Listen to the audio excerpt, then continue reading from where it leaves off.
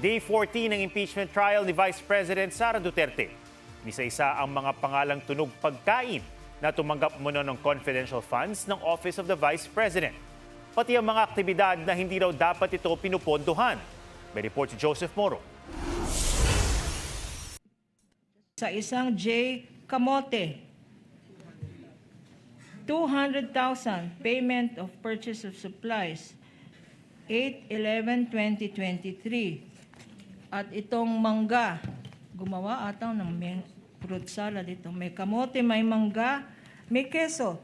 P-1-8-2262, Miggy Mango, for 50,000 pesos.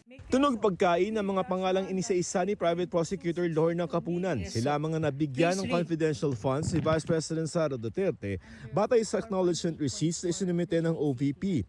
Tunog sikat din ang iba pang nasa AR, gaya ng Bet Revilla, Clarice Ontiveros, Jose Jocno Jr., John Lapid, Hanilet Camille C., Hart Santiago at Ann Ong Pauco. Pansin pa ni State Auditor Cylene May del Campo na sumalang sa witness stand hindi dapat ginagamitan ng confi funds ang ilang aktibidad na ginastusan ng OVP. Christmas activity in Happyland, Tondo, Manila. Pasasalamat and update meeting TODA in Barangay Batasan Hills, Quezon City.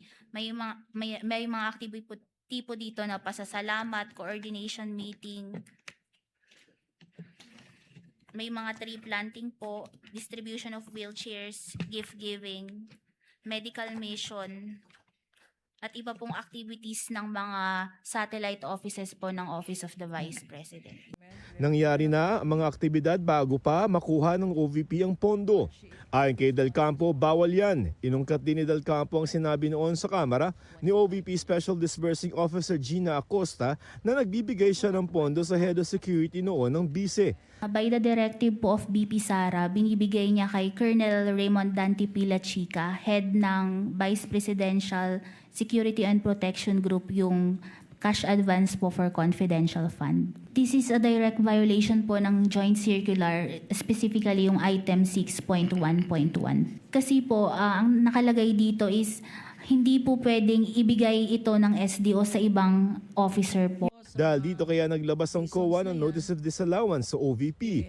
Ibig sabihin dapat ibalik ang pondong katumbas ng mahigit 375 million pesos. Sara Duterte, Vice President, may pananagutan.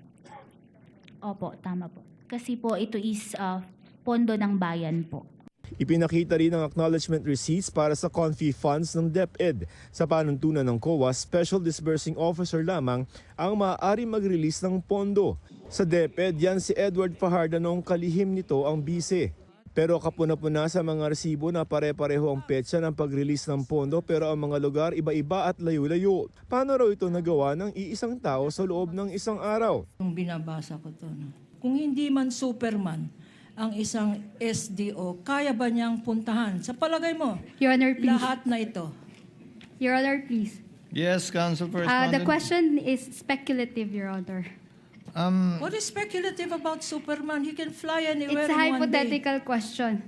Council, move on. Move I on, will move Council. on, Your Honor. In his testimony, when asked, Attorney Mr. Wamil said he made a finding that these documents submitted by the OVP and the DepEd for that particular period he was in the COA-ICFAO were irregular.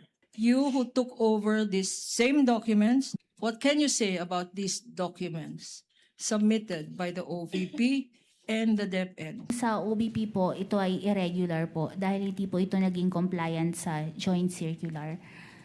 During the time naman po na in-evaluate ko ang Department of Education, compliant po sila sa joint circular. Pero gaya nga po ng nasabi, pwede po may reopen itong settled account ng Department of Education.